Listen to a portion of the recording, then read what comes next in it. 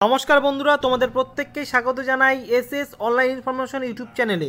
বন্ধুরা, তোমাদের প্রত্যেকের জন্য আবারও হাজির হলাম নতুন একটি নিয়োগের বিজ্ঞপ্তি নিয়ে। আজকে ভিডিওতে যে নিয়োগ সংক্রান্ত বিষয় নিয়ে আলোচনা করব সেটি হচ্ছে কেন্দ্রীয় সরকারের একটি চাকরি, যেখানে constable, head constable, sub inspector পদে নিয়োগ করা হবে। তথ্য তোমাদের দিয়ে দিব, অর্থাৎ তোমরা কিভাবে আবেদন করবে, এলিজিবিলিটি ক্রাইটেরিয়া কী রয়েছে, টোটাল ভ্যাকান্সি কত রয়েছে, এক্সাম প্যাটার্ন কী রয়েছে, সিলেকশন প্রসেস থেকে শুরু করে স্যালারি যে তথ্য তোমরা পেয়ে যাবে এবং অ্যাপ্লাই লাস্ট ডেট কী রয়েছে তোমাদের জানিয়ে দিব। তো অবশ্যই ভিডিওটিকে শেষ পর্যন্ত দেখো। তো বন্ধুরা, দেখতেই পাচ্ছ অন স্ক্রিনে ইন্দো তিব্বতিয়ান বর্ডার পুলিশ ফোর্সের তরফ থেকে এই নিয়োগটি করা হচ্ছে, যেখানে কনস্টেবল পদে এবং হেড কনস্টেবল পদে এবং সাব ইন্সপেক্টর পদে নিয়োগ করা হবে। তো প্রথমেই তো তোমাদের দেখিয়ে দিচ্ছি কোন কোন পদে কত সংখ্যক ভ্যাকান্সি রয়েছে।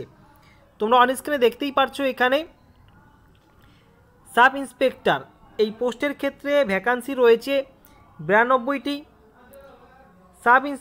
সাব ইন্সপেক্টর ফিমেল এবং মেল এই দুটি মিলে এখানে 92টি শূন্যপদ রয়েছে, এবং এখানে হেড কনস্টেবল মেল এবং ফিমেল দুটি মিলে এখানে 383টি শূন্যপদ রয়েছে, এবং কনস্টেবল মেল এবং ফিমেল দুটি মিলে এখানে শূন্যপদ রয়েছে 51টি। তো এখানে টোটাল ভ্যাকান্সি রয়েছে 526টি, এখানে টোটাল শূন্যপদ রয়েছে। অনলাইন অ্যাপ্লিকেশন তোমরা করতে পারবে নভেম্বরের 15 তারিখ থেকে ডিসেম্বরের 14 তারিখ, এই সময়ের মধ্যে তোমরা অনলাইন অ্যাপ্লিকেশন করতে পারবে, অর্থাৎ এক মাস তোমরা অ্যাপ্লিকেশন করার জন্য সময় পাচ্ছ। নভেম্বরের 15 তারিখ থেকে অ্যাপ্লিকেশন শুরু হয়ে গেছে এবং অ্যাপ্লিকেশন করার লাস্ট ডেট রয়েছে ডিসেম্বরের 14 তারিখ পর্যন্ত। এই সময়ের মধ্যে তোমাদের অনলাইন অ্যাপ্লিকেশন করতে হবে। এখন তোমাদের দেখিয়ে দেবো এখানে এজ ক্রাইটেরিয়া থেকে শুরু করে exam pattern, selection process, education qualification কী রয়েছে স্টেপ বাই স্টেপ তোমাদের জানিয়ে দিব।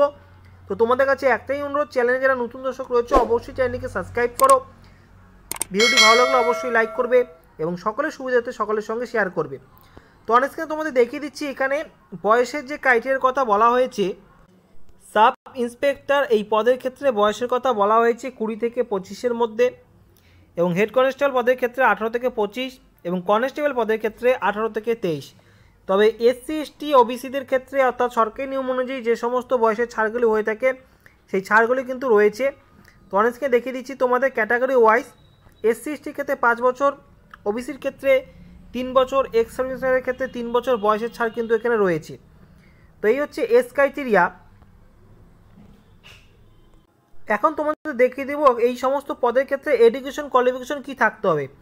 কনস্টেবলের ক্ষেত্রে এখানে এডুকেশন কোয়ালিফিকেশন মাধ্যমিক পাস, তোমরা মাধ্যমিক পাস করে থাকলেই কনস্টেবল পদের ক্ষেত্রে আবেদন করতে পারবে। তোমরা এক্সট্রা মার্কস পাবে অর্থাৎ সিলেকশন প্রসেসের ক্ষেত্রে, তবে শুধুমাত্র মাধ্যমিক পাস যোগ্যতায় তোমরা কনস্টেবল পদের ক্ষেত্রে আবেদন করতে পারবে। এরপর দেখিয়ে দিচ্ছি হেড কনস্টেবল এই পদের ক্ষেত্রে উচ্চ মাধ্যমিক পাস যোগ্যতা থাকলে তোমরা আবেদন করতে পারবে।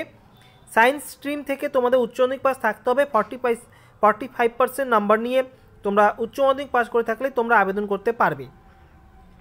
তবে এই শিক্ষাগত যোগ্যতার পাশাপাশি তোমাদের যদি মাধ্যমিক পাস এবং সাথে আইটিআই সার্টিফিকেট থাকে তাহলেও তোমরা এখানে আবেদন করতে পারবে। অনস্ক্রিনে দেখিয়ে দিচ্ছি এখানে হেড কনস্টেবল পদের ক্ষেত্রে যে শিক্ষাগত যোগ্যতার কথা বলা হয়েছে অনস্ক্রিনে দেখিয়ে দিচ্ছি, তোমরা এখানে দেখে নাও। অর্থাৎ এখানে উচ্চ মাধ্যমিক পাস সায়েন্স স্ট্রিম থেকে 45% নম্বর নিয়ে, অথবা তোমরা মাধ্যমিক পাস পাশাপাশি আইটিআই সার্টিফিকেট যদি তোমাদের থাকে। যে সমস্ত বিষয়গুলির কথা বলা রয়েছে এখানে electronics, electrical, computer from resonance institute, অথবা তোমাদের যদি মাধ্যমিক পাস এবং ডিপ্লোমা সার্টিফিকেট থেকে থাকে এই সমস্ত বিষয় থেকে, তাহলে তোমরা আবেদন করতে পারবে হেড কনস্টেবল পদের ক্ষেত্রে। এবং সাব ইন্সপেক্টর পদের ক্ষেত্রে ব্যাচেলার ডিগ্রি সায়েন্স স্ট্রিম থেকে তোমাদের ব্যাচেলার ডিগ্রি করা থাকলে এখানে দেখতেই পাচ্ছ bachelor degree in science with physics, chemistry and mathematics, অথবা information technology, computer science, electronics and communication electronics, এই সমস্ত বিষয় থেকে তোমাদের যদি সার্টিফিকেট থেকে থাকে, তোমাদের যদি যোগ্যতা থাকে, তাহলে তোমরা কিন্তু এখানে আবেদন করতে পারবে। অর্থাৎ এই সমস্ত বিষয় থেকে তোমাদের ডিগ্রি থাকলে ব্যাচেলার ডিগ্রির উপর এই বিষয়গুলোর উপর তোমাদের যদি ব্যাচেলার ডিগ্রি করে থাকো তাহলে আবেদন করতে পারবে তোমরা সাব ইন্সপেক্টর পদের ক্ষেত্রে। এই দেখতেই পাচ্ছ bachelor degree BA in electronics and communication, এই যে বিষয়গুলি রয়েছে এই বিষয়গুলির উপরে তোমাদের যদি ডিগ্রি থাকে তাহলে তোমরা এখানে আবেদন করতে পারবে। অর্থাৎ ব্যাচেলার ডিগ্রি থাকলে তোমরা সাব ইন্সপেক্টর পদের ক্ষেত্রে আবেদন করতে পারবে। হেড কনস্টেবলের ক্ষেত্রে উচ্চ মাধ্যমিক পাস সায়েন্স বিভাগ থেকে 45% নাম্বার অথবা মাধ্যমিক পাস পাশাপাশি আইটিআই পাস সার্টিফিকেট থাকলে এই সমস্ত বিষয়ের উপর তাহলে আবেদন করতে পারবে। এবং কনস্টেবল পদের ক্ষেত্রে মাধ্যমিক পাস, শুধুমাত্র মাধ্যমিক পাস যোগ্যতা আবেদন করতে পারছো, তবে পাশাপাশি আইটিআই সার্টিফিকেট থাকলে এই পদের ক্ষেত্রে তোমরা এক্সট্রা ছাড় পাবে, অর্থাৎ তোমরা বিশেষ অগ্রাধিকার পাবে।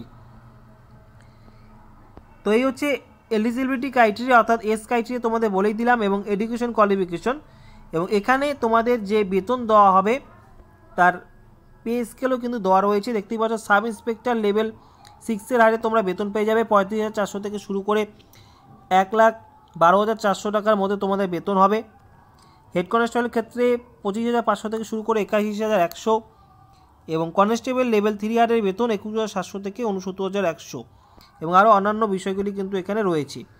তো এই হচ্ছে তোমাদের স্যালারি স্ট্রাকচার, অন স্ক্রিনে দেখিয়ে দিলাম। তো এই রিক্রুটমেন্টটি কিন্তু আইটিবিপির তরফ থেকে করা হচ্ছে, অর্থাৎ ইন্দো তিব্বতিয়ান বর্ডার পুলিশ ফোর্সের তরফ থেকে এই কনস্টেবল, হেড কনস্টেবল এবং সাব ইন্সপেক্টর পদে নিয়োগ করা হচ্ছে।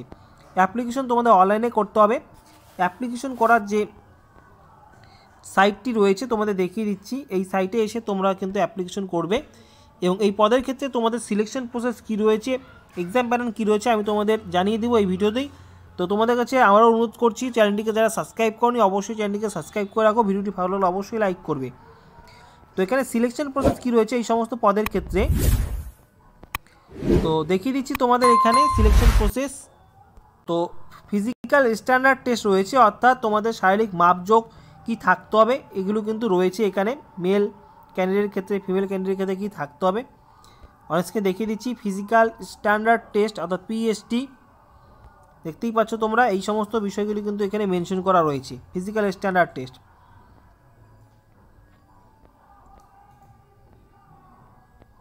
এবং তারপরে কিন্তু এখানে ফিজিক্যাল এফিসিয়েন্সি টেস্ট রয়েছে। ফিজিক্যাল এফিসিয়েন্সি এখানে টেস্ট রয়েছে। তোমাদের রান থাকবে এখানে, কত মিটারের রান কত সময়ের মধ্যে তোমাদের সম্পূর্ণ করতে হবে। মেল ক্যান্ডিডেট এবং ফিমেল ক্যান্ডিডেটের ক্ষেত্রে কী রয়েছে তার ডিটেলস কিন্তু এখানে বলা রয়েছে। তার ডিটেলস এখানে কিন্তু বলা রয়েছে এই নোটিফিকেশনে, অর্থাৎ physical efficiency test, physical standard test এই বিষয়গুলি কিন্তু রয়েছে। সাব ইন্সপেক্টরের ক্ষেত্রে কী রয়েছে, হেড কনস্টেবলের ক্ষেত্রে কী রয়েছে এবং কনস্টেবলের ক্ষেত্রে কী রয়েছে এখানে কিন্তু ডিটেলস বলা রয়েছে। এবং মেল এবং ফিমেল ক্যান্ডিডেটের ক্ষেত্রে কিন্তু কী রয়েছে তার মেনশন করা রয়েছে। এবং ফিজিক্যাল এফিসিয়েন্সি টেস্ট এবং ফিজিক্যাল স্ট্যান্ডার্ড টেস্টের পরে ফেজ 2-তে কিন্তু রিটেন এক্সামিনেশন হবে। সাব ইন্সপেক্টরের ক্ষেত্রে যে সমস্ত বিষয়গুলি থাকবে এবং কনস্টেবলের ক্ষেত্রে কোন কোন বিষয়গুলি থাকবে আমি তোমাদের প্রথমেই দেখিয়ে দিচ্ছি। General English or general Hindi, অর্থাৎ জেনারেল ইংলিশ অথবা জেনারেল হিন্দি থেকে কোশ্চেন থাকবে 20 নম্বর। জেনারেল অ্যাওয়ারনেস থেকে কোশ্চেন থাকবে 25টি কোশ্চেন 25 নম্বর। রিজনিং অ্যাবিলিটি থেকে কোশ্চেন থাকবে 25টি কোশ্চেন 25 নম্বর, এবং কোয়ান্টিটিভ অ্যাপটিটিউড থেকে কোশ্চেন থাকবে 30টি কোশ্চেন 30 নম্বর। অর্থাৎ 100 নম্বরের তোমাদের পরীক্ষা হচ্ছে এই কনস্টেবল পদের ক্ষেত্রে। তোমরা সময় পেয়ে যাবে এখানে 2 ঘন্টা তোমরা সময় পেয়ে যাবে, এবং প্রশ্নের মান কিন্তু 10 স্ট্যান্ডার্ড অর্থাৎ মাধ্যমিক লেভেলের কিন্তু কোশ্চেন হবে এখানে কিন্তু মেনশন করা রয়েছে এই কনস্টেবল পদের ক্ষেত্রে। হেড কনস্টেবলের ক্ষেত্রে কোন কোন বিষয়গুলি থাকবে এখানে মেনশন করা রয়েছে, একইভাবে অন স্ক্রিনে দেখিয়ে দিচ্ছি তোমাদের, দেখে নাও। এবং সাব ইন্সপেক্টরের ক্ষেত্রে যে রিটেন এক্সামটি হবে কোন কোন বিষয় থাকবে এখানে কিন্তু বলা রয়েছে। তো physical efficiency test, physical standard test এবং রিটেন এক্সাম, এবং তারপরে তোমাদের ডকুমেন্ট ভেরিফিকেশন, মেডিকেল টেস্ট, এই সমস্ত বিষয়গুলির উপরে তোমার এই সমস্ত ধাপগুলির মধ্য দিয়েই কিন্তু তোমাদের ফাইনাল মেরিট লিস্ট করে সিলেকশন করা হবে। তো আইটিবিপি তরফ থেকে নিয়োগ করা হচ্ছে, যেখানে অ্যাপ্লিকেশন করার জন্য তোমরা প্রায় 1 মাস এখানে, অর্থাৎ 1 মাসই তোমরা এখানে সময় পেয়ে যাচ্ছ। ভালো সুযোগ রয়েছে, যাদের যোগ্যতা রয়েছে অবশ্যই তোমরা এখানে আবেদন করে দিবে। এই নিয়োগ সংক্রান্ত তোমাদের কিছু যদি জানার থাকে, জিজ্ঞাসার থাকে, কমেন্ট বক্সে কমেন্ট করে দাও, আমি তোমাদের উত্তর দিয়ে দেবো। তো বন্ধুরা, এই ছিল নতুন একটি নিয়োগের আপডেট। আজকে ভিডিওটি সম্পূর্ণ দেখার জন্য তোমাদের অসংখ্য ধন্যবাদ। আগামীতে আসছি আবার নতুন কোনো আপডেট নিয়ে।